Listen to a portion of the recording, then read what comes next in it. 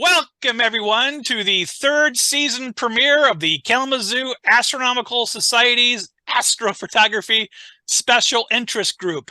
It is great to have you all here on this kind of cold, but from what I hear now, clearing day or clearing night. It's getting better out there, so you can probably get in a little imaging after the meeting here. But until then, we have a great presentation lined up tonight. But before we get into that, since this is the kind of season premiere of the AP SIG, I wanted to give you a preview of what's coming. And to do that, let's go to the website. So I'm going to share my screen here. So here is the Kalamazoo Astronomical Society website. And of course, all you have to do to get here is to go to activities from the main page and go down to the Astrophotography SIG. And voila, here we are. So we'll kind of scroll down here. And so here's the schedule. Of course, here is tonight's presenter. We'll have more on that shortly. And then for really the next 3 months, or really 4 months now, the Astrophoto SIG will also double as part of our Eclipse series. So we're going to have, a whole bunch of special presentations leading up to the April 8th, 2024 total solar eclipse. And so we begin next month with a 2-part program by none other than Alan Dyer, one of our favorite speakers that we've had in the past. And as you can see, part 1 will be on November 17th, and he'll be talking about how to photograph the eclipse. He'll be giving all kinds of pointers of how to actually take your pictures on eclipse day.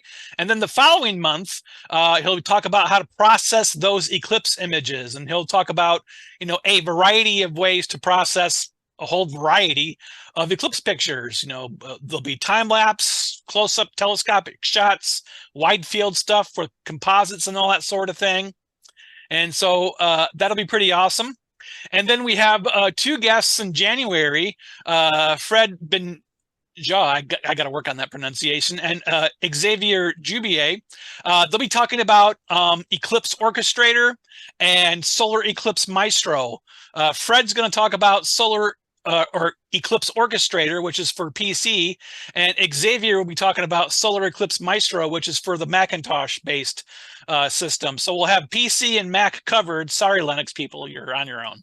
And so they'll be showing you how to automate your eclipse images. And I will say that Eclipse Orchestrator worked really well for me again for the annular eclipse last Saturday.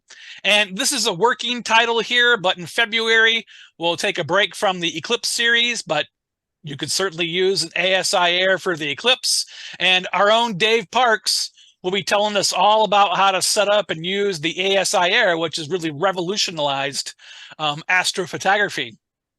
And then we have a addition here to the Eclipse series. Espenak was going to be the closer, but he decided, Alan Friedman decided to accept our invitation after I gave it very late. And he'll be our special guest speaker at the end of the Eclipse series and also the end of the Astrophoto SIG season. And so if you don't know who Alan Friedman is, look him up. He's a fantastic planetary imager. Looks like most of his stuff is solar based these days. And so it'll be more toward solar exclusively, but of course, everything he will show you then will translate very well to doing fantastic eclipse images as well. So we really, frankly, have one hell of a season lined up. And hopefully you can join us for the entire thing, because much of that, anything that's regarded or toward the Eclipse series, of course, is grant funded. And so it's really just extremely important that we have high attendance. All the stuff for the SIG here is on Zoom, but many of our other presentations will be in person at the Kalamazoo Area Math and Science Center. And so again, I just want to stress that we need people, in person at KMZ in great numbers, and we need people on Zoom in great numbers. Zoom is easy. KMZ's the hard part. So there's a lot coming up. There's much more coming up leading up to the eclipse, but we'll save that for another day, because again, we have an excellent speaker with us this evening. And so our guest speaker's professional career began in 1974 when he worked part-time shooting high school sports for $5 per picture at a small suburban weekly newspaper in New Orleans. He then worked as a staff photographer for the Times-Picayune in New Orleans as a Louisiana Newspicture Bureau Manager for the United Press International. After leaving UPI, he freelanced for Sports Illustrated, Time, Newsweek, the New York Times, the Washington Post, and USA Today. From 1978 until 2009, he worked at the Philadelphia Inquirer as their staff sports photographer, where he was nominated for 3 Pulitzer Prizes. His astrophotographs have appeared in numerous publications, including Sky and Telescope, Astronomy Magazine, and National Geographic.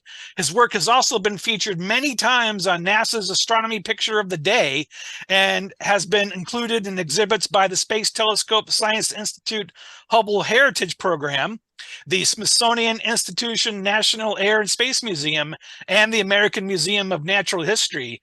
And he has also authored several popular books and educational materials, sharing his expertise and passion for astrophotography with others. And I did want to mention that we nearly did meet in 2005 during the Black Forest Star Party, because I was there, and that was an excellent weekend. And I remember seeing him set up, but I never had the chance to go over and say hi, I love your work and all that sort of thing. But I do remember when we had Terrence Dickinson here in 2011 for our 75th anniversary, he was the featured speaker at the Black Forest Star Party that year, and he said, I don't know if this is accurate. I'm sure he can tell us, but this is, I think, our guest speaker right here with a stogie. That's not like a red flashlight. That is a cigar in his mouth here. That's not you? Sorry, that's not me. It's a friend of mine, but not me. Okay, so Terrence was wrong about that, because I remember that very vividly, and I was going to bring that up if we ever had you as a guest. So that's not him, so never mind. But he was nearby. He was very close nearby. So right next to him. So without further ado, please welcome Jerry Lodriguss. Hi. Thanks, Richard. Thanks, everyone, for having me. Hello, everybody. I know some of you guys, Alex and Fred and Mike, probably some other people, but I can't see everybody on the screen at one time. I have no real agenda tonight. If I'm not real familiar with Zoom, so I'm sure Richard can help me. If someone has a question, will they just go ahead and say it? Is that okay? Yeah, they'll either ask or they'll put it in the chat, and I can mention stuff in the chat as we go if you don't want to watch that. Okay. Yeah, like this is not formal, so just go ahead, ask questions. I will, I don't know, I guess get started here, maybe see if I can you see that? Is that full screen for you all? I got to share the screen, right? No, you're not sharing yet. I knew this was going to happen. Okay, share. There we go. Now you got it? There we go. Okay. So I used to call, let's talk from the ridiculous to sublime. You'll see why here shortly. Let's see. I used to cover sports. This is weird. Okay, yeah, I used to cover sports. It was a lot of fun. Get to go on the sidelines. Get to be right there. And Michael Jordan making a shot that won a national championship for him. This is how far back I go. Black and white. But I got to shoot baseball from some pretty cool positions. I got to sit right next to the manager. That's Charlie Manuel. He was manager of the Phillies. Can you see my mouse when it's moving on the screen? Yes. Okay. That's Charlie Manuel.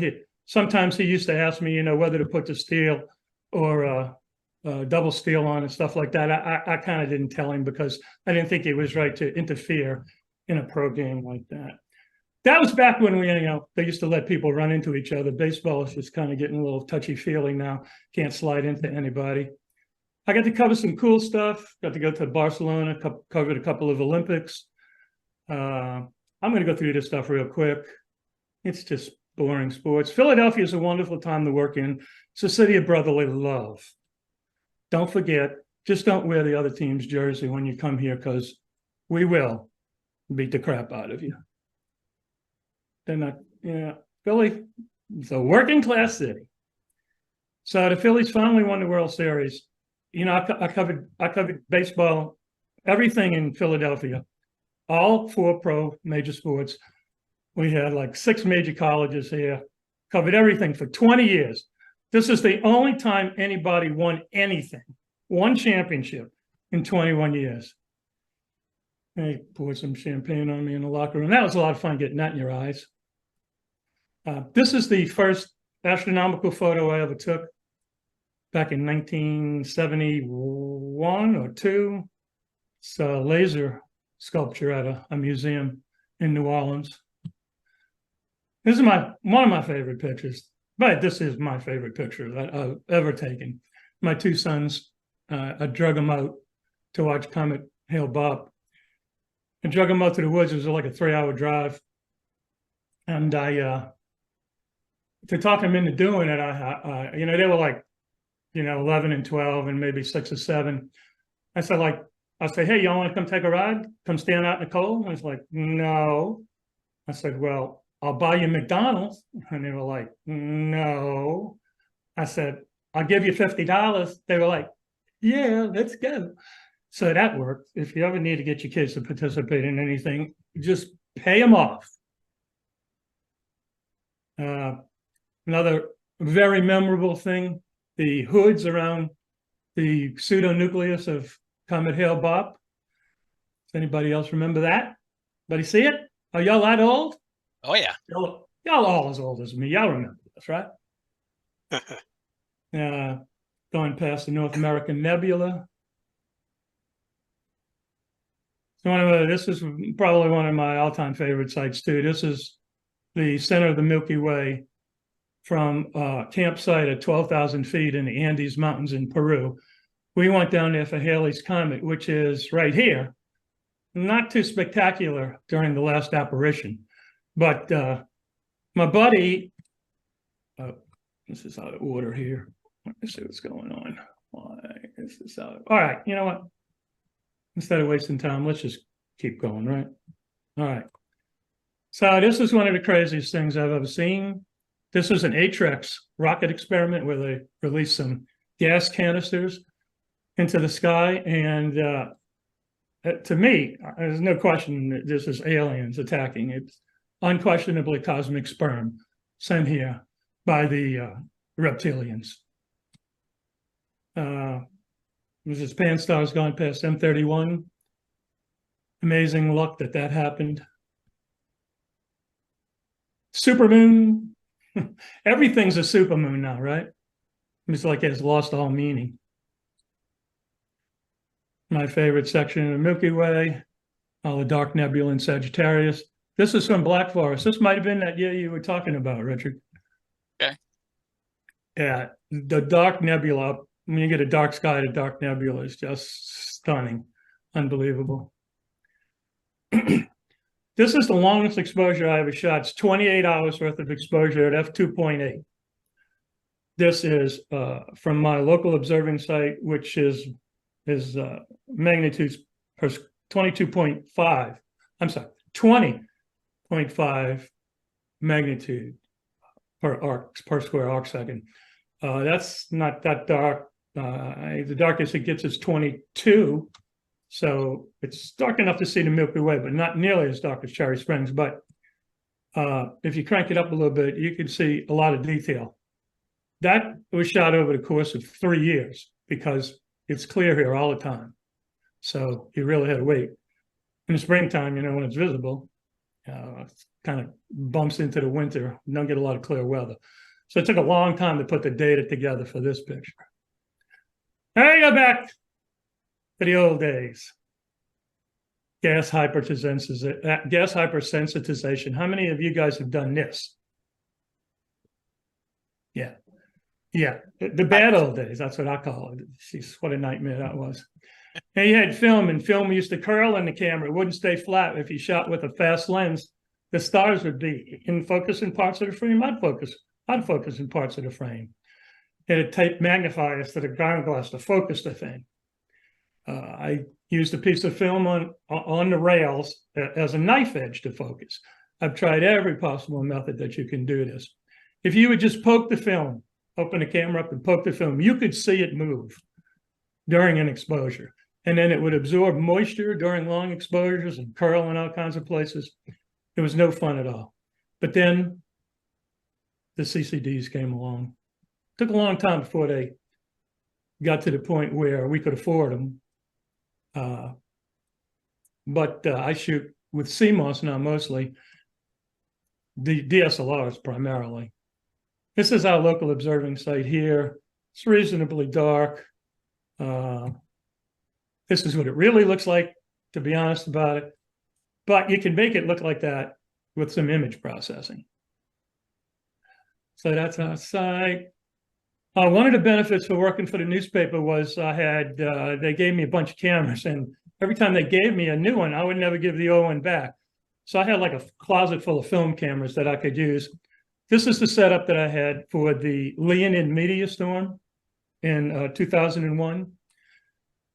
And there's another benefit to working at the newspaper was they got all of the latest and greatest lenses. This is a 500 f4 Nikon. And, you know, this is like a $6,000 lens. I could never afford that. So I got to use all this. They didn't mind me using it. I got to use all of this stuff for astronomy too. That was a good hustle.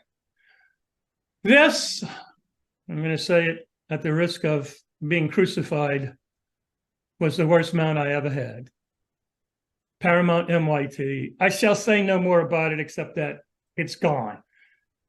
And this is my second MYT, second AP mount, the Mach 1. This was my ultimate astrophotography rig. The cable management finally got under control after 100 years. I had a Astrotech AT and a 65 as the guide scope and a 130 Starfire on the Mach 1. That was for me as good as it got. But you know, I got old. I couldn't carry that stuff around anymore. So I got rid of it and I downsized to this, which is a Sigma 105 f1.4. This is without a doubt the best lens I've ever used, period. It was stunning. Wasn't perfect, but the corners at 1.4 were remarkably good. And the Z6, I was using a Z6 for a while. Excellent sensitivity on these cameras. This is a 30-second exposure at f1.4, one single frame with that setup.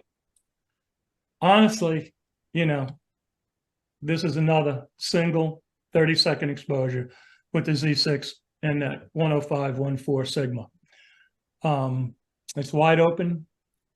You know, it got so easy. Honestly, I had to give it up. Let's switch to a different mount. This is what I'm using now. I just got this week. This is one of those new IOPTRON strain wave mounts. This is the little one, the HEM15. And I've got a Canon, a Sony 200 to 600 zoom on it. This mount is, I'm learning its ways, but it is a pretty nice little mount. It's on sale right now for $1,500. I don't get a cut, unfortunately, so I'm not mentioning it because there's anything in it for me. This is a guiding setup I had for the 600, a little guide scope hooked onto the side of it. I was doing some tests the other night on calibrating the mount. I had the camera, I just let it run. And it was shooting consecutive 30-second exposures, and I was running PhD calibration and doing a bunch of other stuff, just fooling around. And I had it on M31. You can see the core of the galaxy here. It's moved around. I don't care about that. But for some reason, this night, the landing path for the Philadelphia airport was, we were right under it. And the planes just kept flying through that frame. It was hilarious how many planes they had go through there. This is what I used to carry out to the woods. A ridiculous amount of equipment. That's why I got rid of it all, because it got to be too much of a pain in the ass, to be honest about it. But I did this for like 20 years, so I paid my dues. This is what I shoot with now. In fact, I don't even use that mount in the background anymore. I use a camera on a tripod. I use my smartphone. I'll show you some pictures later. Okay, we're going to change subjects now. We're going to get into a completely different subject here. This is a picture I shot 40 years ago. The moon is fake. I just put it in there when I printed it. Now, people think that with this new technology we have now, artificial intelligence, Adobe, generative fill, and all of that stuff, everybody's all worried about the integrity of images, and rightfully so, because you can't believe anything you see anymore. But the point of the story is that you couldn't believe anything you saw from the beginning. People have been faking photos since the beginning of time. It's a fine tradition. It's called fiction in words. I'm okay with it. If you make a good picture, that's cool. The only thing I say is you have to tell people what you do in the caption and tell them it's fake. Because I tried to get this picture for a long time, probably 10 years in Philadelphia. This is back in the days before you had these programs like photo pills, which would show you exactly where stuff would line up. I tried to take this picture forever. I worked at night. I only had 2 nights off when I could even get out there to do it. Then you had clouds. Finally, it came together. I was very happy with it. The funny thing is many people accuse me of it being fake, which is hilarious, but I don't care what they think. I know what it is. And then I got another one with a supermoon setting from the exact same location. It only lines up here once or twice a year like this. So this happened to be exactly at the moment of perigee. This was that perigee supermoon at sunset. Yeah. This is at the exact moment of perigee. Not that that means much picture-wise, but here's another beautiful picture I shot out in Yosemite. I did shoot the bottom foreground in Yosemite, but the top was just faked in Photoshop. I got so many compliments on this on Instagram. It was like, geez, guys, this is so easy to put this fake stuff out there. I don't know. It's just so easy nowadays. It just doesn't do anything for me anymore. This is real. This is Milky Way rising over a Black Forest star party in a panorama on a fixed tripod. This is real, but I took the Milky Way out and I put it over some fog in the Pine Barrens. Now, that's a really cool, I like it. It's a really cool picture, right? Totally fake. Does that ruin it for you? I don't know. It kind of takes points away for me. Another totally fake picture. Shot some star trails, silhouetted it in. Totally fake. Star trails some another time. You'll notice something unusual about the star trails. They go 360 degrees. That's fake too. This is not fake. But this is what I like. I love these kind of pictures because I call this a twofer. I get 2 for the price of 1. I get a nice little wide angle shot here with the moon, crescent moon with Earthshine going past Venus, and then I can just pop it and shoot it with my telescope. Really cool. I love those twofers. This is Orion rising over the fog on the Mullica River. I was driving home one night. It had been a long night, and I was driving home, and I was exceedingly tired. And I saw this, and I thought, wow, there's a picture. I said, I'll come back tomorrow night and get it. I'm tired. I'm going to come back tomorrow night. And I know, I've done this enough, so I know it ain't never going to be there the next night. When you see a picture like this, my friends, you need to go get it. You need to stop and take the picture. So I stopped. Had to lay in the weeds on the side of the road, covered with ticks. But I think it was worth it to me. I really like it. Another case of luck where I had all of those cameras pointed for the Leonid meteor storm. And I got one frame with the 85 millimeter that had a meteor in it. And this was it. It was very lucky. Because man, meteors, that's a crapshoot. It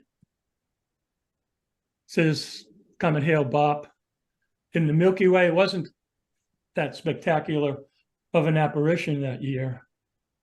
But my buddy worked for an oil company in New Orleans. And he got the owner of the oil company some kind of way to send us down to Peru to shoot Halley's Comet because he said it was science. It was a hell of a hustle. So we lugged all of this stuff down to Peru. And we had like one clear night when we were down there.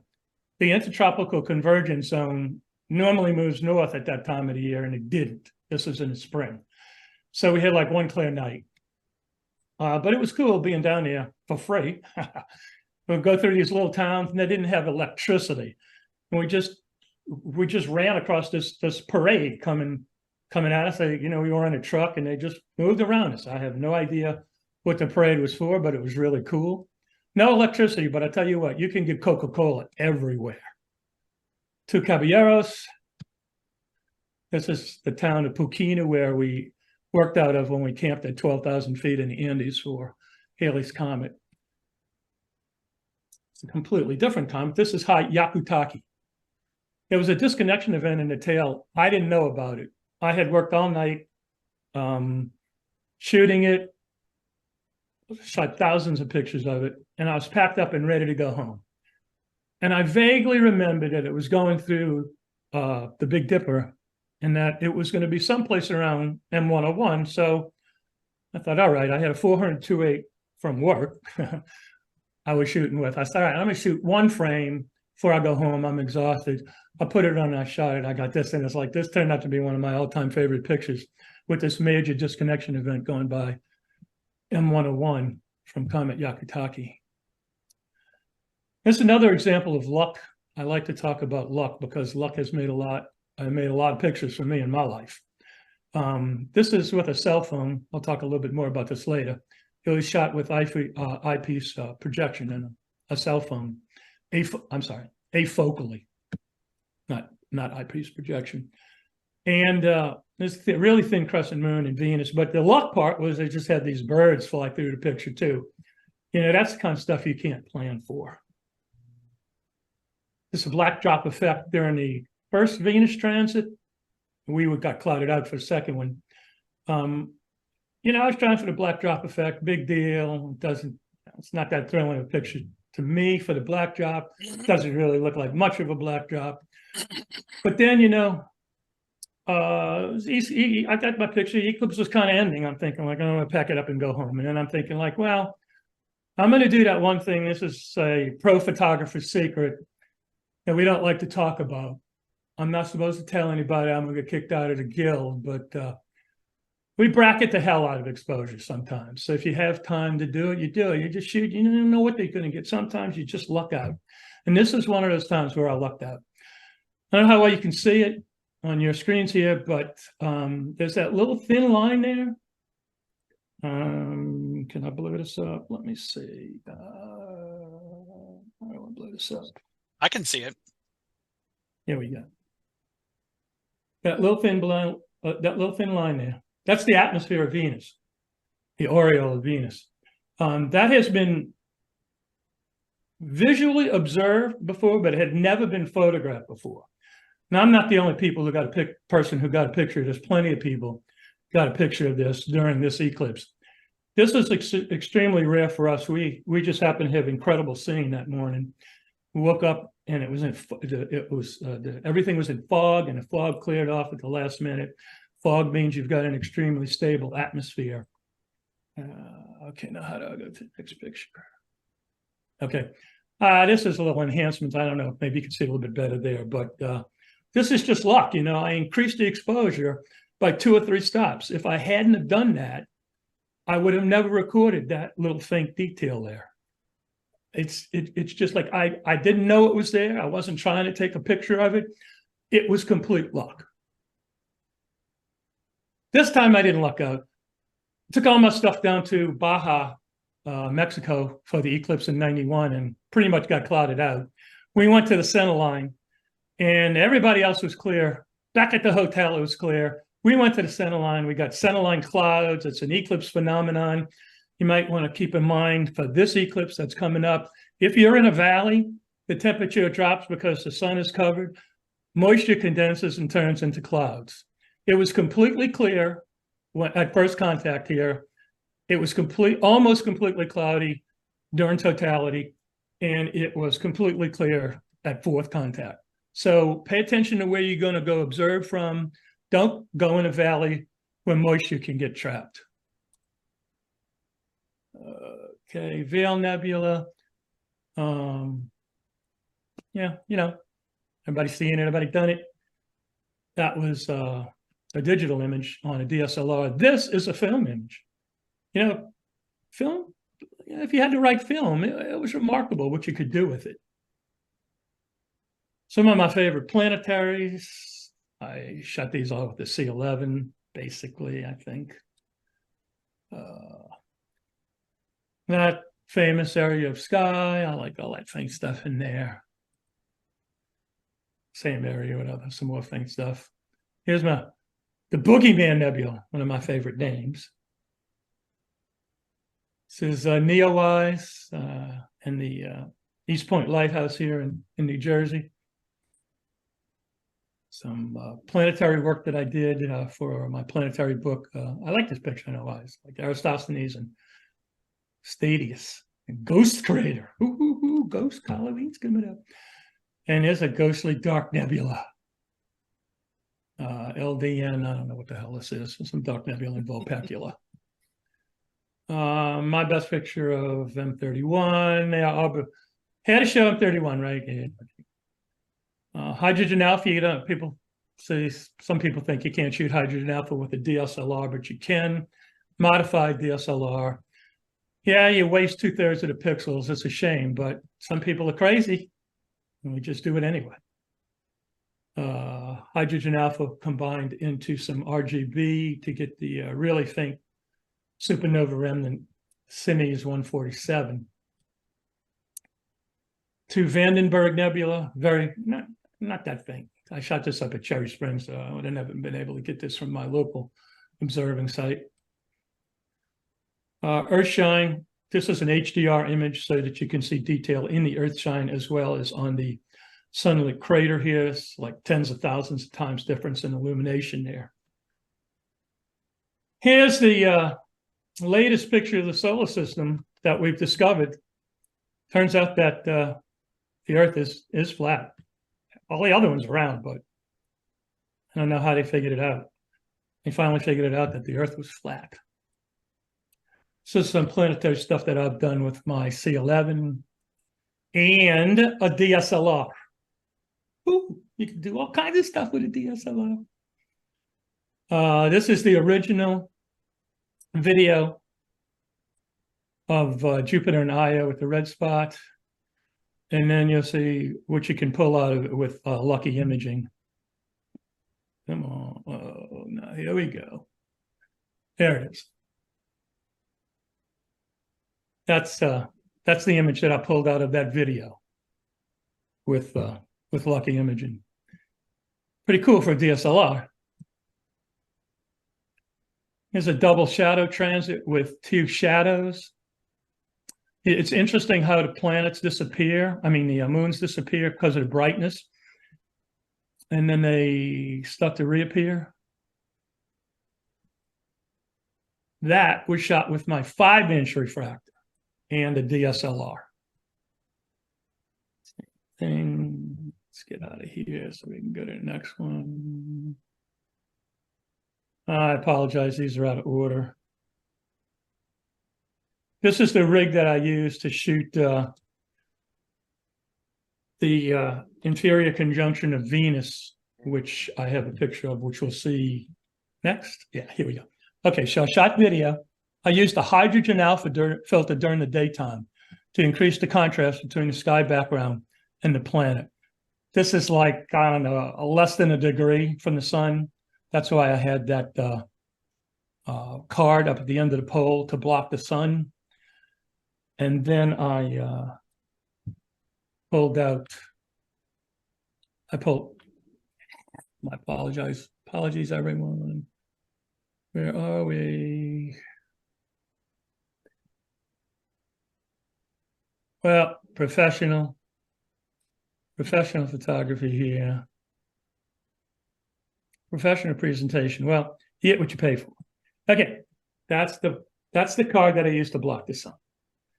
That's the video. The next one, and that's the result. Okay. You got to be extremely careful when you're doing this. I didn't even try to look at it. I mean, I looked at everything on the back of the camera. Here's Mars shot with the C11. A really unusual phenomenon here that totally lucked out and captured. Didn't even know it was happening. But Wayne Jasky had a picture of it, and then I went back through my stuff and looked for it and found it. This is a Terminator projection cloud. Let's see if I can figure out how to blow this up. Can y'all see that little bump on the edge there? Yeah. That's on the limb. It's a cloud in the atmosphere that's illuminated. That was kicked up by some weather on Mars. Personally, I think that's amazing. Yes. I'm sorry. Again here. Okay. So now I'm too old to carry that stuff around anymore. My smartphone. I got to shoot my smartphone. And to be honest with you, it's amazing what you can do with a smartphone these days. I took my buddy out to the East Point Lighthouse. Got a little bit of Milky Way in the background. Yeah, we got a lot of light pollution there, so it's not that great, but it's reasonably photogenic. This is the Alpha Persei cluster, shot afocal through the smartphone with my 65 millimeter refractor and an 18 millimeter negative. The spikes in there are those notorious refractor spikes. I know all you guys out there with refractors are used to those, right?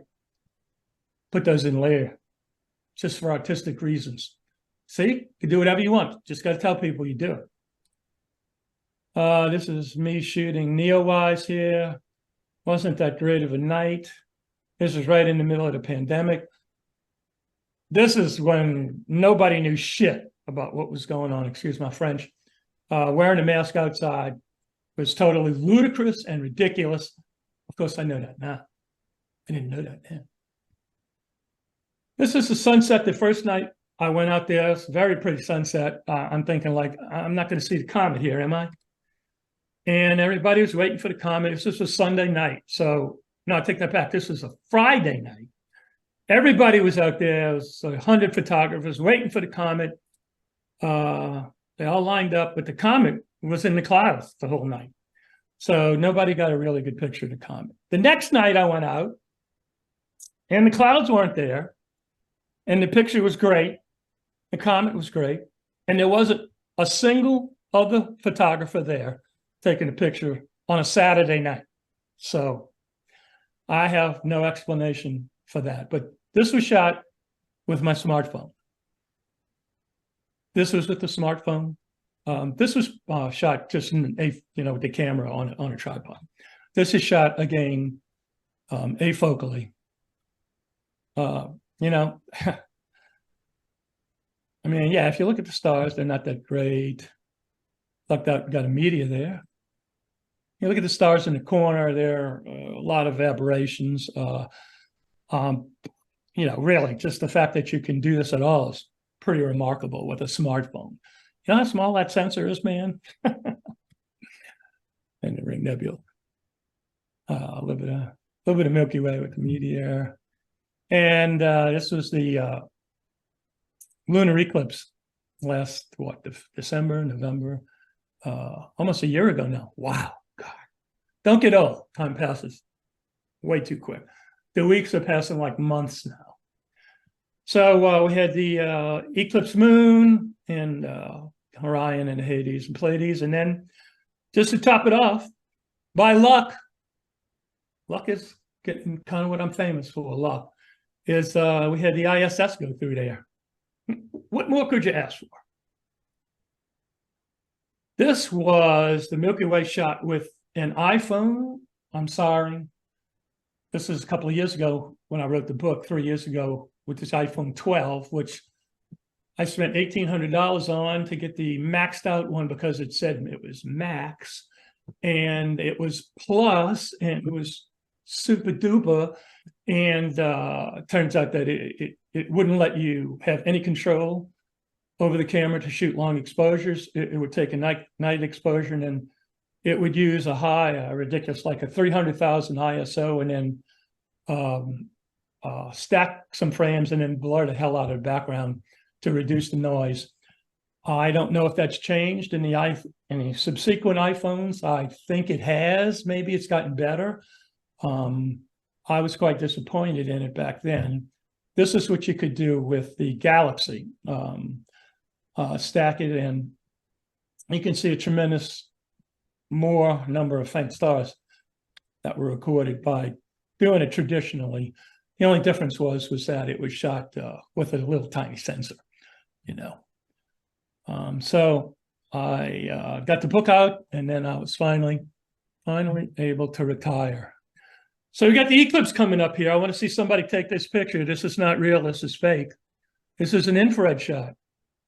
Come on, Axel. I know you can do it. Get out there and do that. This is the Oregon eclipse. Did luck out on this one. We had a lot of smoke in the area, man, that morning. And the smoke wasn't there. And we were just, wow. Very lucky. I have a webpage on my website, astropix.com, ASTROPIX, where I talk about how to shoot the eclipse. Goes into a lot of detail. Eclipse Orchestrator and the other one I used on the Mac, and it worked flawlessly. But you have to practice with it. You have to do a lot of dry runs, and you really have to be on top of it. It's complicated. If you pause it, this is what amazed me, was I paused it to refocus. And I thought that was going to be the kiss of death, but it kept working. It worked flawlessly. Man, all of these pictures are because of the Eclipse Orchestrator. This is a diamond ring at second contact, and then process to reveal maximum amount of detail in the corona. You can see the earthshine here too a little bit. I don't know how well you can see it after it's been trashed in the compression to transmit it here. That's processed for maximum detail in a corona. There's a combination of like a dozen different exposures. Here we've got, there you can definitely see earthshine. And then it recorded a couple of field stars here. New Leonis was the brightest one. And I think that might be it, folks.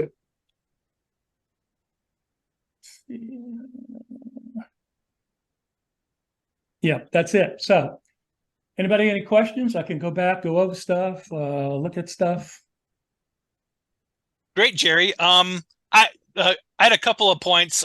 First, the image that you took of Hale Bop is definitely my favorite, with your sons in the foreground. Mm-hmm. I've been admiring that one since '97. Yeah. And I was curious if you could elaborate why the Paramount MIT is so bad.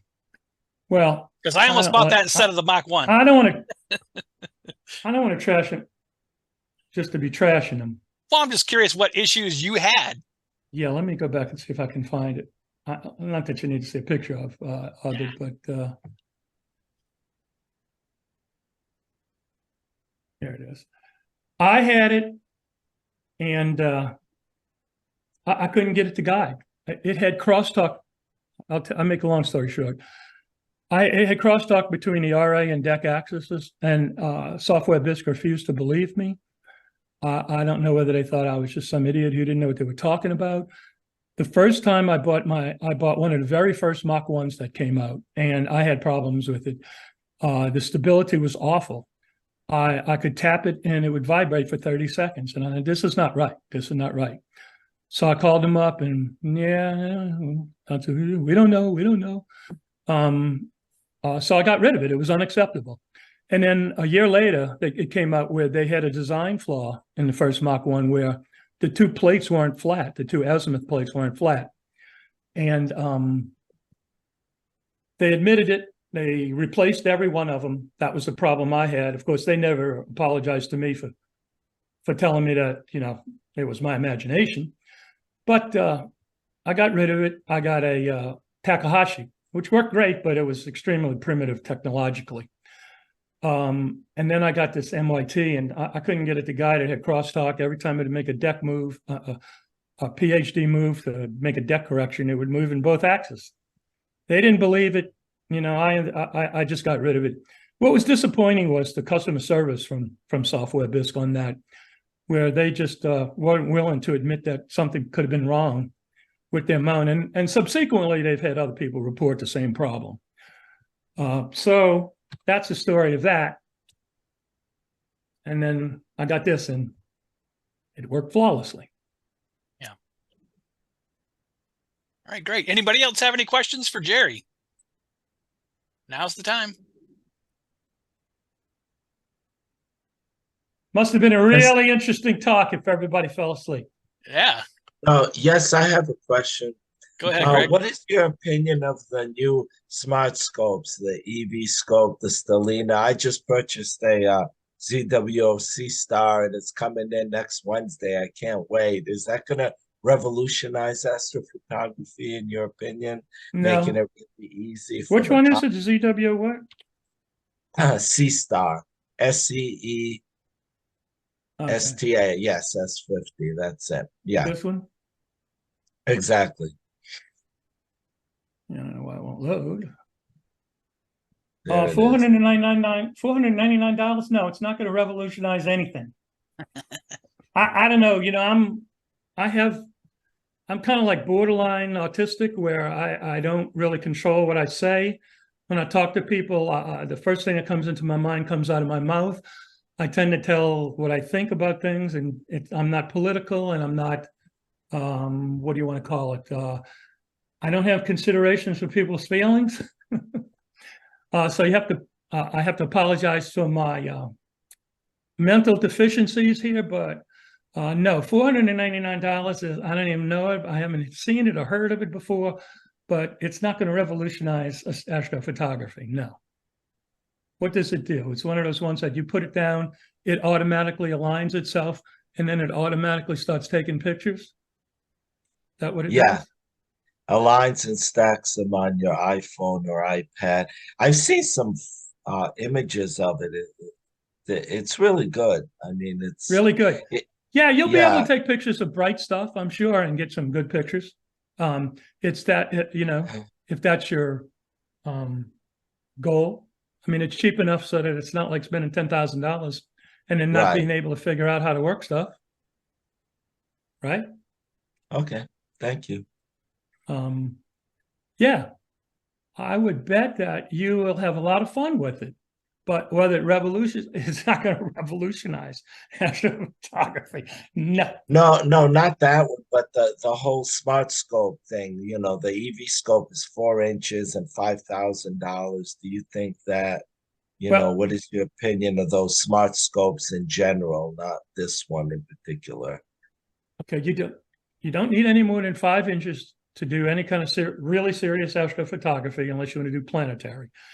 5 inches is going to be limited by the scene almost everywhere you could possibly use it. So size-wise, it's not that big of a deal. And if it can shoot and stack images, then it'll be able to show you more than you would normally be able to see visually through that size telescope. The technology that's in the smartphones now, where they stack images to reduce noise. Google Pixel has a phone coming out now where you take 5 pictures of your friends and it will pick the best faces out of each picture and put them together. That kind of technology is really interesting. And if they had somebody that could align and stack images automatically, that would be cool. But you know, if you go out and you plop that down and you take a picture with it, how much self-satisfaction are you really going to have if it's not hard to take the picture?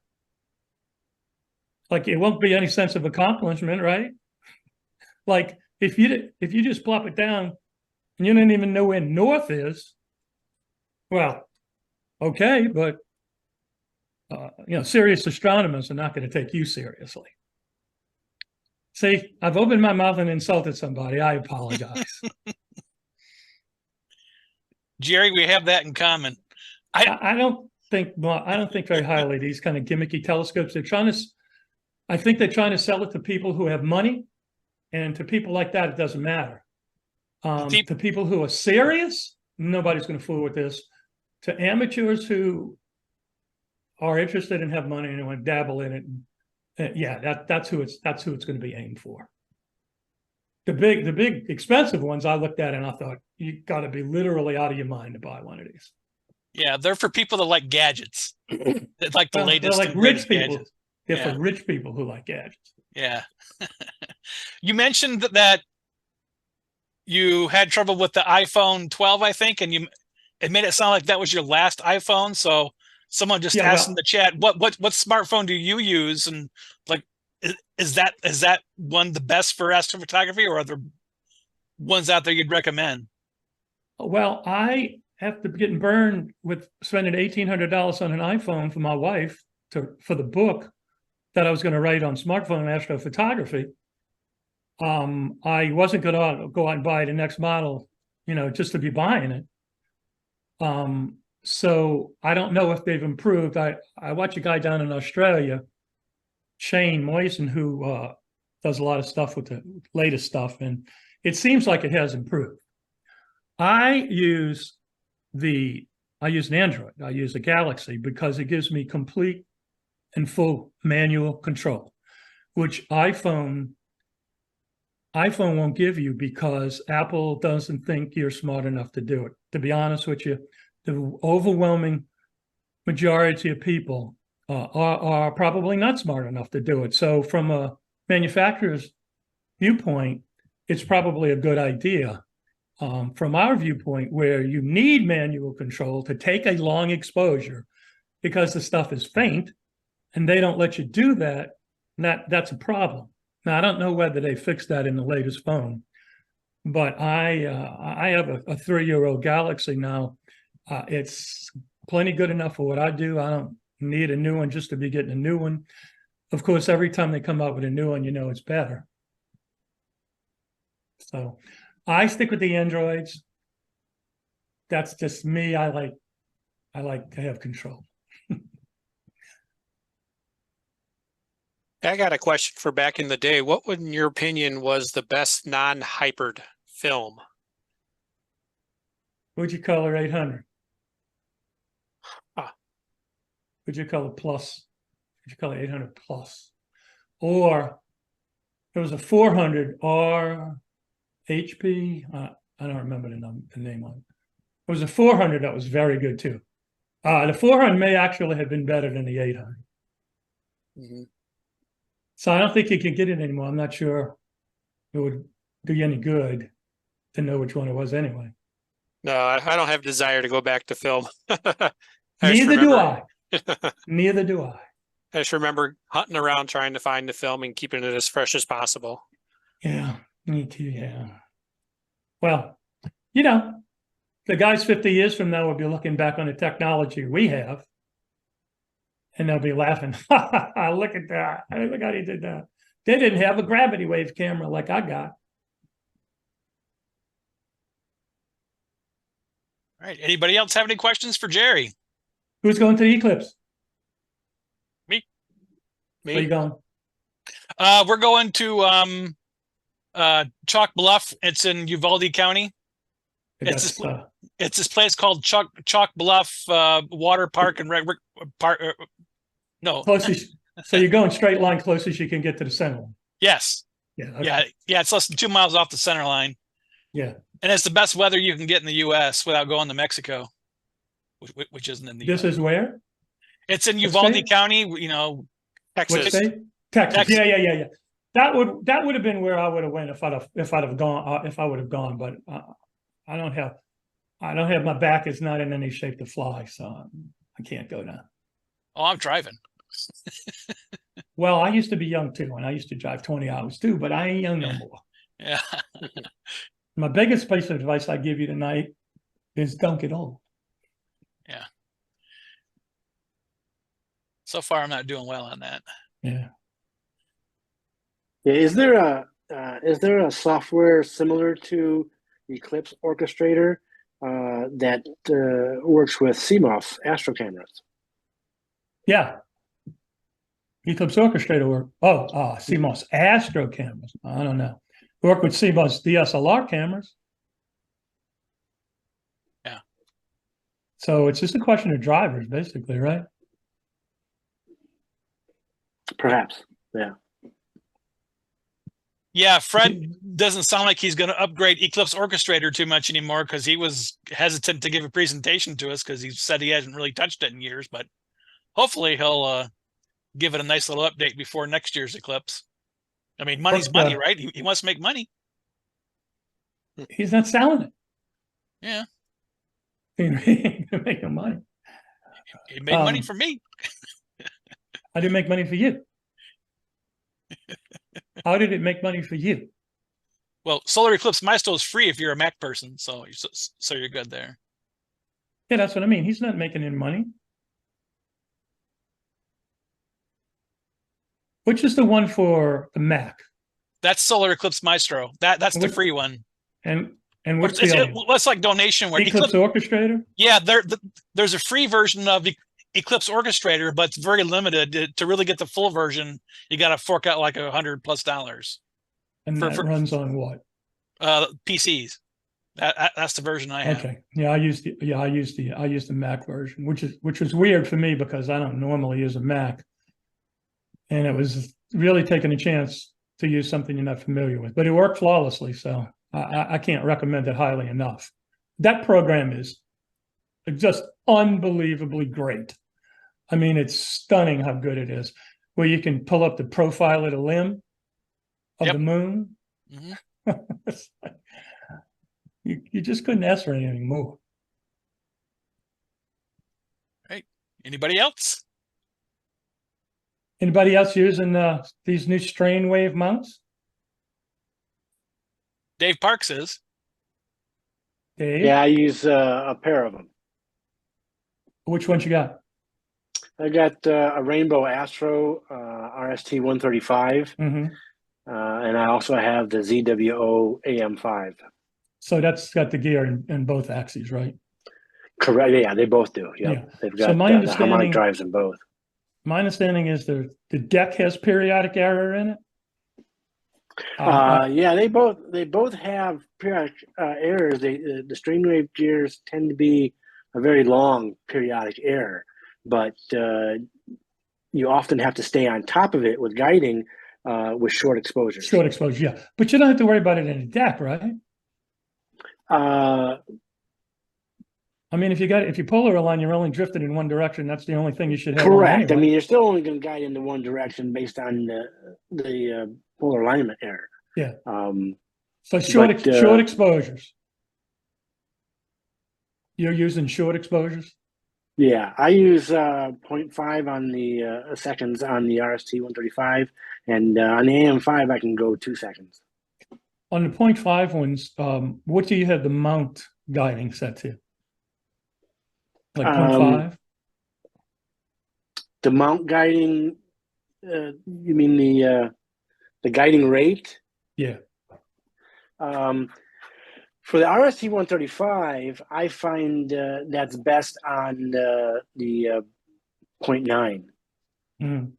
But it varies on the make and scope. For your iOptron, the HEM series might be different. That's for the guiding rate. Right. Yeah, I got the HEM 15, and it's hybrid, so it's got a belt drive on the deck. I mean, generally just the 0.5 works best, but you can fine tune them, and I found that 0.9 works best on the RST 135. On my AM5, the 0.5 is the best setting. Yeah. So Okay. I'm not sure what it is on the hems. I was using 18 half and second 15. exposures. What do you put the aggressiveness on? 50-50 is fine for the AM5. On my RST 135, it uses a very low aggression, 20 and 30 on the deck. Okay. Yeah, I was reading that on that ASI website the other night. I'm still trying to, figure out what I'm doing with my mount. I'm really just But I doing a mean, bunch of. I found them to be absolutely, set and forget and reliable, and you just get out of the way. Which The I only love. problem- Once you get those The only problem with the dialed in, HEM is it's small. It's really small, yeah. like unbelievably small, which is great. And But oftentimes when you have the history like that you have, seeing all these larger mounts, sometimes it's just a head game of understanding that you really can put more weight on those little teeny mounts. It just depends on what focal length you want to shoot with, but right, it's counterintuitive. But the thing about this mount is it's like 95% of the way close to being like an awesome mount. But what they left out is you can't polar align it with a phone. You got to have a computer next to the mount to polar align it. I use my phone. You can run it on the phone. You can run a planetarium program on the phone, Sky Safari. You can point it, but you can't polar align it. Yeah, I do. I polar align on the phone. On what? Both my. Well, I use the ASI Air for a controller. Yeah. Well, so I was trying to. I tried to remote desktop into it, and it wasn't showing the iOptron iPolar has the small circle that you line up at the cross. Yeah. But when I remote desktop in, I couldn't see the cross. Yeah, the iPolar is generally fantastic and one of the quickest ways, but you do need a Windows PC to run it. Yeah. For iPolar. If they just had an app that you could polar align it on the phone, that would make that a stunning mount. Yeah, the iPolar. I mean, as good as it is, but should have been an app. But having to carry a computer around a polar align, if you just want to use it to do something simple, is a little bit of a pain. Yeah. Well, at this point, I would tell you ditch the iPolar, just throw an ASI Air on there, and it'll polar align through your main camera. And just don't even use the iPolar. Then just put it all in the app on ASI Air. That's an idea. I'll have to try that. I haven't gotten an ASI Air yet. Yeah. I'm thinking about it. I had come on back in February. I'm going to put on a show for us. Great. A demonstration on how to set it up and use it. Yeah. I had the little what do they call those little computers that they run on that you can buy Raspberry Pis? Yeah, I had a Raspberry Pi and I had the ASI software and I put it on there and I started fooling with it. This is like 5 years ago when it first came out, and then I got sidetracked by something else, so I didn't keep fooling with it. I'm thinking about getting back into it now. Seems like it's got certainly kind of fits your theme of getting rid of all of that equipment and just getting the one setup, because it's just too much, too complicated. You've been there, done that. You don't want to carry it all. ASI Air continues in that same kind of philosophy. I have another philosophy in that is you just get fast lenses, short, fast lenses. Short, fast, yeah. And you don't need a guide. You don't need none of that stuff. Yep. I don't know how many people here have Hyperstars for that very reason.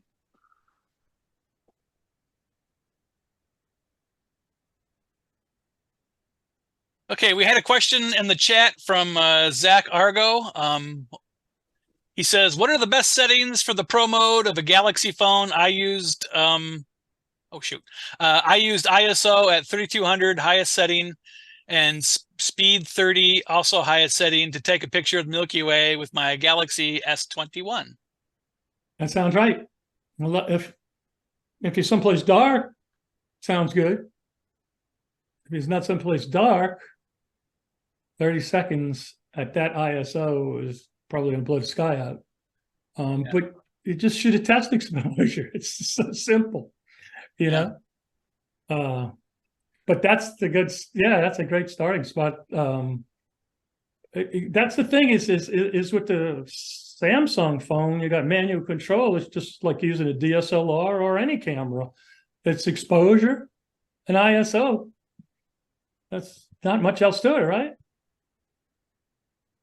I will add, I don't know with iPhones, can you watch the histogram on the phones and make sure you expose to the right so you don't jam the curve up off to the left? That's probably a program that has histograms on it. I don't use it on the iPhone because it's my wife's phone, and Okay. I don't use it that much because I don't like it. So I don't know. Probably has histograms now. If you expose to the right, you just dial in some plus compensation. You don't need to do that with these phones. They're all doing smart stuff inside of it anyway. Unless you have that all turned off, it's doing HDR automatically.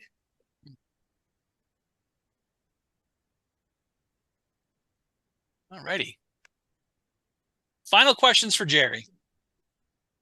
So we got all the questions answered in the chat. Yes, I believe we did. Never worked with Cyberchrome. Don't know what that is. Okay. Thank you for having me. All right. Yeah. Thank you, Jerry. And again, I just want to add, just before I took my trip out west to shoot the eclipse, I looked through my old chart bag with star charts and manuals, and I had a folder with printouts from your website of how to polar align, how to guide, that I haven't looked at in years. And so you've been a big help to many of us shooting the sky for going on 3 decades now, and we just want to thank you for it. Well, you're welcome. I'm glad I could help, and it's fun to help people figure out something that they like to do and see them have fun too. That's what it's all about. If you're not having fun, you shouldn't be doing it, right? Right. Yep. All right. Thanks, Jerry. You're certainly welcome to stick around, but we're going to go ahead and move on. Yeah, I will stick around. Sure, this is fun. I've never done this before. What's this new technology? It's great. All right, so let's go ahead and move on. We're going to move to the part on the agenda where we share your latest images. Now, of course, let me go ahead and share the screen again. I'll go to our YouTube channel. Many of us just shared images from the past year at the October general meeting during Astrophotography night. And I wanted to mention that I now have that video of just the Astrophoto night part. I took out everything else for various reasons I won't get into, but we had 5 people share images this year. I think most of them are with us tonight. I could try to name everyone, but I'm sure I'd miss somebody. But of course, if any of those 5 want to share any new pics, but if not, I do have something to share. So anybody have any pics to share besides me? Yeah, I got one. All right, go ahead, Pete. Let's see here. Where do they put the share screen? Here we go. I know they keep moving it. Yeah, bastards. Okay, this is shot with my M74 out in Pisces. Shot this with my 12-inch f4. We got nothing yet, Pete. Nope. Nothing? Nothing. Oh. I'm in IT, so this is embarrassing. There we go. Oh, it's that one again. That's a good one. Yeah. Oh, yeah.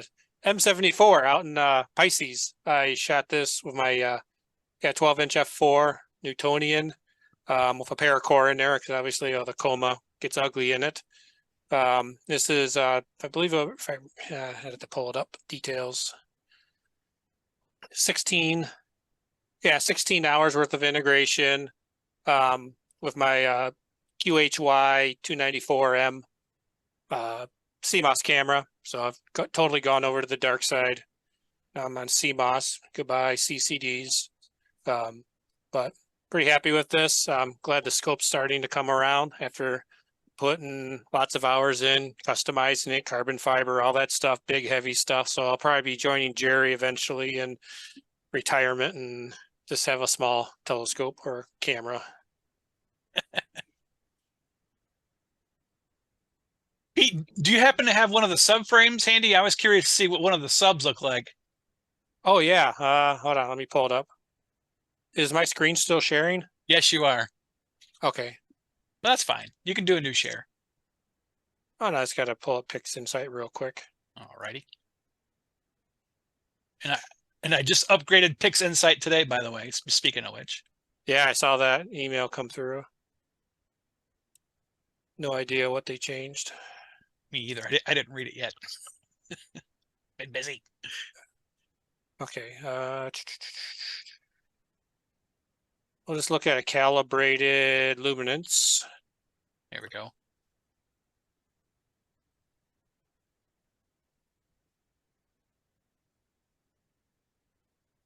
I don't know. Can you see that? There we go. Oh, sweet. Okay. So that's just a raw, just calibrated, just the darks and the flats applied to it. And I just stacked a bazillion of them and got down to that. Sweet. So, and the RGBs are even fainter because they're 180-second exposure, so there wasn't much there. Obviously, all the detail comes from the luminance layer. So, yes. How do I stop sharing? Or did you already stop sharing? Oh, thanks. I use the power of the host. Yeah, the power of stacking. Love it. All right. So, Bill, you said you had some shots from a camp out. So if you want to share those, go right ahead.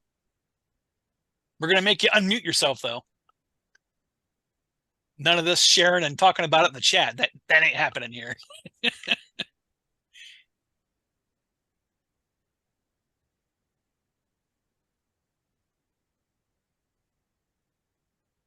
Bill, you going to say something?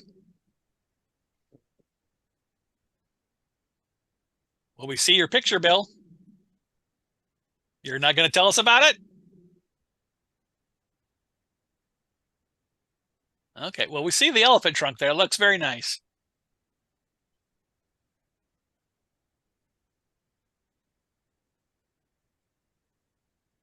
We can't hear you, Bill. If you're talking, we can't hear you. All right, put that in the chat. How about now? Can you hear me now? Yes, now we can hear you. Okay. All right. So second image, and let's go through this. A couple of them. Eagle, and I'm really the next one. This is my image compared to Hubble's Eagle or Pillars of Creation in the Eagle. I think I did a pretty decent job. The Trifid Nebula. This one, this is amazing. The fish head, just amazing how things like that show up in the sky. You know, images that you can pick out. Spiral Galaxy. The bubble. This also impresses me pretty much. My veil without stars, and a 4-panel mosaic of the veil that I ended up labeling, and I think it turned out pretty decent. And this was 30 minutes from the tip of the thumb up in Michigan 2 months ago. That's what I have. Thanks for letting me show it. And Jerry, great presentation. Thank you. And thanks for sharing, Bill. Those are great. What camera did you use? It didn't really say on the screen there. That was a ZWO 533 on a Sky Watcher 72 ED. Okay. With an EQM 35 mount.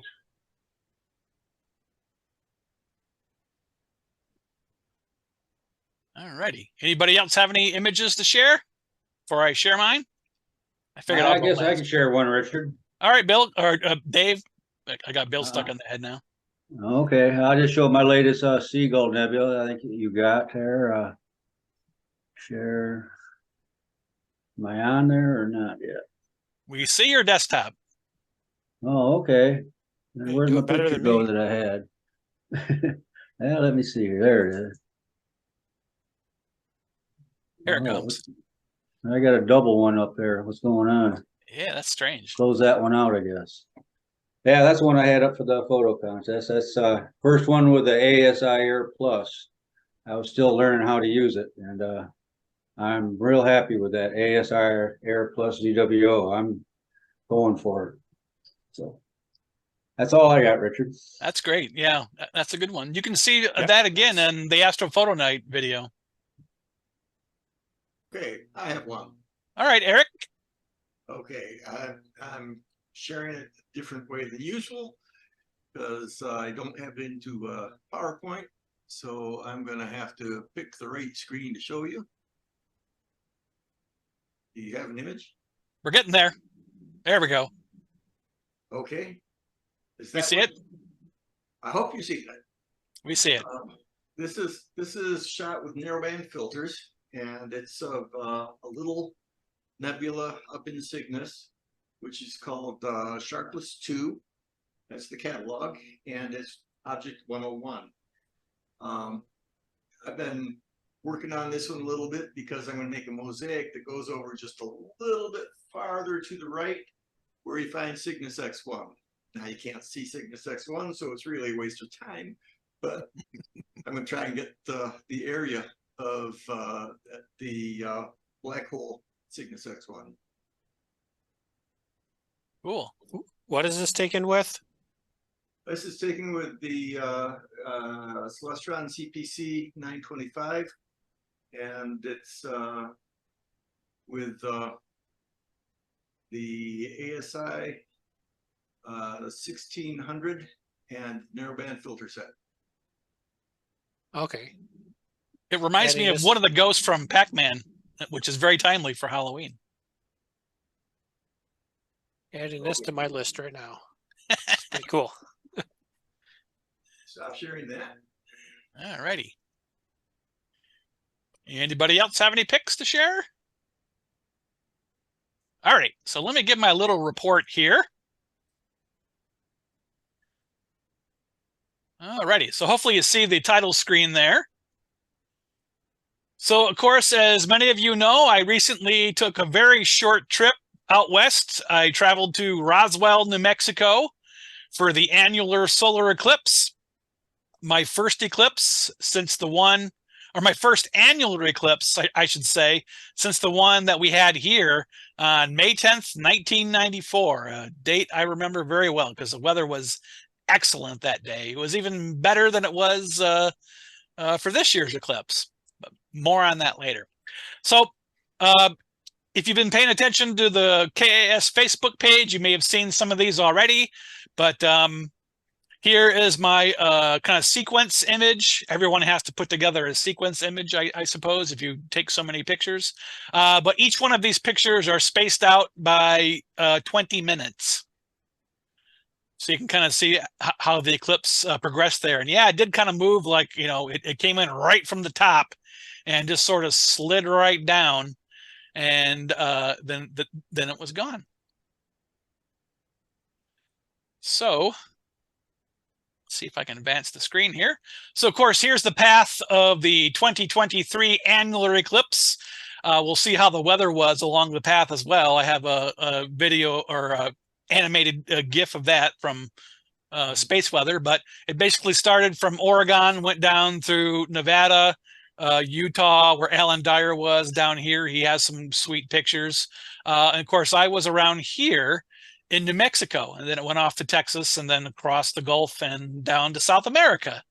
And so, as mentioned, I traveled to Roswell, New Mexico. I actually stayed at a hotel on the east end of town, which made it very convenient to get to my observing site. I was going to possibly observe with the Roswell Astronomy Club, but because they were doing kind of a big event in town, but I was kind of thinking I really don't want to be at a big event with lots of people that might distract me.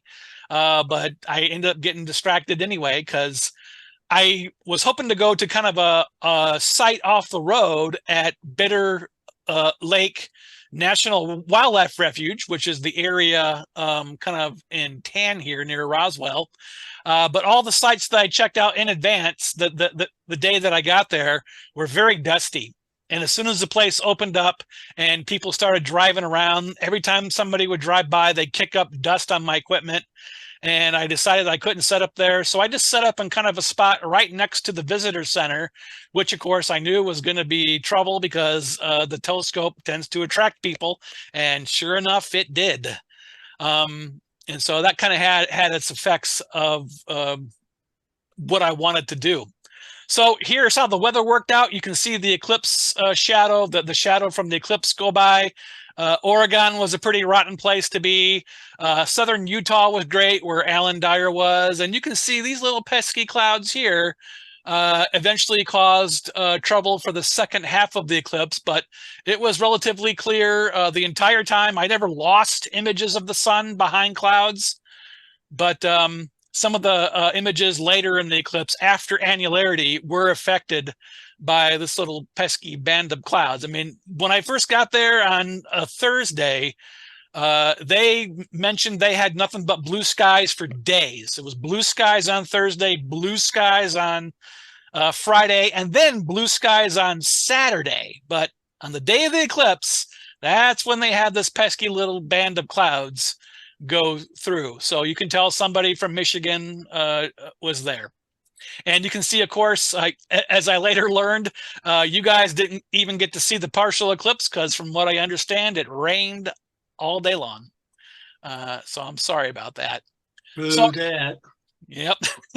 So here is the imager and the imaging gadget.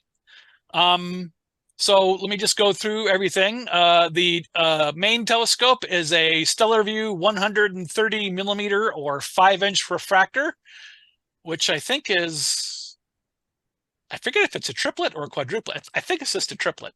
And then I had my Astrotech 65, which is a quadruplet, or is it a quintuplet? No, I forget. They have so many lenses in them these days. And this is the scope I ended up setting up for nothing because this is the little scope is the one I wanted to take video with the Sony camera that I sort of inherited from Roger Williams. But again, I had so many people buzzing around me that I never turned the camera on or the video, of course, during annularity. So as soon as it was over and things passed and started quieting down, I realized, crap, I forgot to take the video. So in hindsight, I wish I would have set up in the vacant area, because it was a huge vacant area just south of the hotel. If I would have set up there way off the road, nobody would have ever knew I was there, and I would have been left totally alone. But I decided I made all the arrangements with Bitter Creek. They opened the gates for me at 4:45 in the morning, just so I could get in and get a really, really good polar alignment, which I did. I even refined it a bit. It was so good. So my scopes are on a Astrophysics Mach 1, which is a 2011 version, as I recall. So it didn't have the issues the earlier versions that Jerry mentioned had. And it's on my Berlebach wood tripod. And you can see my computer here has the little Mr. Spock viewing screen here. So I can actually see the screen during the sun. This, of course, has Eclipse Orchestrator loaded on it, which is controlling the Canon 6D right here. And on the other side, you can see it here, but here's a shot of the scope from the other side where you can see the Sony camera on the Astrotech that I never got to use. You can see I even had a 2x power mate on there to really get close, but nope, people just wouldn't leave me alone. And for the first time, I used my Anker 757 power supply. And during the 3+ hours that I was running the laptop, which uses most of the energy, of course, the mount and the camera doesn't use anything. And yes, I did plug the camera into the power supply because the 6D has a GPS, and I like to keep the GPS running while the eclipse is in progress. So all my images are geotagged.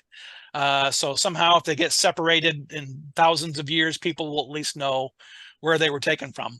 And so during the 3+ hours of the eclipse, I only used 30% of the Anker's power supply. So it performed very, very well. And once I got back home and charged it, took probably 30 minutes to give it a full charge again. So this thing is just awesome. I love it. And now I can basically set up anywhere I want. I don't have to worry about having power wherever I go anymore. So here's my first shot. You can see I have all the information here. Pretty much all the information is the same. All the images were 1/500th second of an exposure because, you know, There's no filters off. There's no bracketing. There's no reason to do any of that because I knew 1/500th was the best exposure to use without the focal reducer, which I did not use this time, but I did use in 2017, kind of to my regret. I probably won't use the focal reducer for the next eclipse because it caused some chromatic aberration during the diamond ring effect. So you can see this shot is at 11:38, and I didn't do too well this time of getting Bailey's beads with the moon in egress here, or ingress. I didn't really pick up Bailey's beads with the moon moving in there. So I was kind of bummed about that, but I did get them later. So we'll just kind of jump ahead here. You can see we're now at 11:42 a.m. Mountain Daylight Time. I probably should have looked through the times more carefully because it did not get mid-eclipse. I missed mid-eclipse with Eclipse Orchestrator, so that wasn't really anything to worry about with the total eclipse because the whole thing's covered. But I guess I know better for the next annular eclipse in 20 plus years. But I'll probably be dead by then. So who cares? But still pretty good. So there's the Ring of Fire. But I did get better luck with Bailey's beads with the moon starting to move out. So you can see some clipping here. So we're just now starting to get some beading with the rugged surface of the moon there. And you can see all the times remaining for like the last 3 or 4 images here are 11:43 a.m. because, with being so close to the center line, you really have seconds, to get Bailey's beads. They come and go pretty freaking quick. That's why some people like to be on the edge of an annular eclipse. So we'll do another click here, and you can see more Bailey's beads. Starting to get some more here. So we're still within the same minute, but it's amazing how much it's moved in that time. And there should be at least one more click in there. Oh, nope. That one shifted a bit, so I didn't line that one up quite so precisely, but still some beads there. And one more should be it. And you can see we're getting some fine beads there. So that's the end. So that's my quick and dirty report of my eclipse trip out west. And hopefully at maybe the December meeting during the party, I'll show some of the more colorful pics I took around town, because Roswell is kind of famous for something, as you probably know. But I'll save that for the general meeting, or more precisely, the annual meeting in December. All right. So I hope everyone enjoyed that. Yep. Wish I would have went down there. Yeah, it was fun. All right. So anyone have any interesting images from other astrophotographers? This is one thing we always do. I did have one that I wanted to share that I'll go back and find because I didn't have that ready. But it was only a few days ago. Here it is. So, hopefully you keep track of APOD every day like I do. But, there's always good pictures on the astronomy picture of the day. But, man, this one just blew my mind. Of course, we just saw some images of the Veil Nebula from Jerry. But I've never seen the dust before. I've seen a lot of images of this region, but never regions of the dark dust that surrounds it. So, for me, that was a first. So we can click on it there to see the whole thing. And so I assume it's some guy, I'm not sure where he took the image from because there's no information of where it was taken. But yeah, this stuff just boggled my mind. I should have expected it to be in the region, but nope, totally surprised me. Yeah, I got one, Richard, to share. All right, Pete. This time I'm going to share the screen properly. This is on Astrobin. This is a group of guys who do these extremely deep images. And if you recall, I think last year they did this one of M31 where they had the O3 little filaments right there. Well, they expanded on it to go all the way over to M33, and this is 207 hours of exposure, which is just incredible. I think they split it up amongst two two different teams getting all this, but the amount of hydrogen alpha or hydrogen gas in dust everywhere. It's just everywhere. I mean, I don't think there's any spot in the sky that is truly this, black. That's awesome. Yeah, that's crazy. I haven't heard anything new about the new O3 feature near the Andromeda Galaxy, whether it was local or extragalactic. My guess is it's local. I can't imagine anything that close to the Andromeda Galaxy being that big. Yeah, I don't know what would illuminate it if it was at Andromeda. Yeah. I mean, that'd be, it's very, very cool stuff. Alrighty. Anybody else? All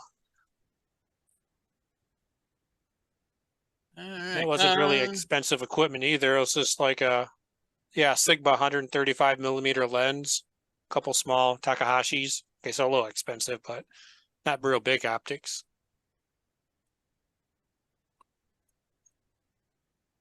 All right. Anybody have any other images they saw recently that kind of blew them away? Nope. Okay. One thing with new gear. Well, first, did anyone get any new gear during our hiatus from the SIG? Any new equipment anybody wanted to share? I know Pete already mentioned he got his new carbon tube and all that installed for his. Yeah, Richard, talk about the C-Star S50 earlier. I picked mine up 2 weeks ago. Ever since then, it's been cloudy or rainy. I haven't had a chance to go out and use it. I had probably half hour of time to take some images, but that was it. Well, that's the way it's usually supposed to go. Oh, yeah. And the C-Star S50 is more of a portable outreach type device, something that you can carry easily. Like you said, it's not going to be any groundbreaking, 50 millimeter lens on it, but, it will present some good images in a short period of time. And for showing people, it's going to be great. Yep. Alrighty. So any other new equipment anybody wanted to share? Just a little auto guider, but not much to show. Well, that's something. A little round one. A ZWO 120. All right. I did see, I got this email from Agena Astro, kind of of course they were around before, but they're sort of the successors of OPT now. At least they inherited all their intellectual property. And they I got this ad about this Antlia quad band anti-light pollution filter today. So boy, they're coming out with lots of these type of filters. I assume this is like the others for specifically for color cameras, but I didn't really read it too much. Yeah, I read into it. Go ahead. I was going to say, I got a similar notification about the same type of filter, quad band anti-light from Optolong. Okay. So they've come out with the same type of product at the same time, which is interesting. Yeah, I wish they'd have it more. That particular one, Richard, they only have it in a 2-inch. Yeah. So it's like, won't go on my filter wheel. All right, moving on here, we'll just mention a few things. If you have not heard and you are subscribed or you want to subscribe to it, the KAS Remote Telescope is back online. I know Henry has used it a couple of times. I have not yet because I've been so busy with eclipse strip stuff. But as soon as that moon gets out of the way, or I could always do some narrow band stuff, I plan to get on the remote telescope again because there are so many projects I've started with that thing and need to finish. And one thing I'll mention here that I mentioned at the general meeting is that we very likely may, replace the cameras that we bought for the RT. Right now we have two STX 16803 CCD cameras, which are excellent cameras. But we're looking to try to keep the RT as up to date as possible. And of course, CCDs are on the way out and CMOSs are here. And CMOS cameras, they're so low of noise and they're they're just getting really, really good. We might upgrade, to full frame CMOS cameras for the RT. So if anyone has any recommendations, you can, mention it here or put it in the chat or email me preferably. And one thing I will mention is we're not going to make the same mistake. We're going to get 2 different cameras this time, because having two of the same camera on one rig has been problematic. So we're not going to do that again. We're getting 2 different brand cameras with 2 different drivers, so they don't get confused with one another anymore. So we're not going to do that again. That was my bad. And so I never thought of that. And of course, during all the committee meetings, no one said, Richard, should we really get 2 of the same camera? No one ever said that either. So it's everyone else's fault too. And Owl Observatory, we're getting into the cloudy season, but if you wanted to do planetary imaging, solar imaging, of course, deep sky imaging, you can do it all at Owl Observatory. And with Owl, there's no additional fee. Like there is with the remote telescope, you just have to take the 2-hour training session. Most of it is how to, get in the gate, how to open the observatory without killing yourself, and that sort of thing. So there's that. Any other astrophotography related items that anybody wanted to mention that I did not have on the agenda? Hearing none. We'll give a preview for next month again. In fact, let me see if I can just fire up the, because I had this open here, and we'll just let it cycle through here one time. But here we go. So, of course, we'll mention coming up next is the start of the Eclipse series on November 3rd. And then for our next SIG meeting, Alan Dyer will do part 1 of his 2-part presentation, how to photograph the eclipse, and then December, how to process your images. So that's what's coming up in November and December for the SIG. Then for the general meeting, we have Jay Anderson coming to town on January 12th. We got Fred and Xavier during the SIG meeting talking about Eclipse Orchestrator, Solar Eclipse Maestro. And Michael Zeller from GreatAmericanEclipse.com will basically give us a tour along the eclipse path. And then Fred Espinac himself will tell us all about the Great Eclipse in more detail. And then Alan Friedman, at the conclusion of our SIG and the series, will tell us all about how to produce maybe excellent solar images like he does. I mean, he does it from Buffalo. So if Alan can take the images that he does from Buffalo, we can do it here in Kalamazoo. But there's next month with Alan Dyer. And again, we're looking to get a big crowd for that on Zoom. So we hope you all can join us. And if there's nothing else, thanks again for attending the season premiere of the Kalamazoo Astronomical Society's Astrophotography Special Interest Group.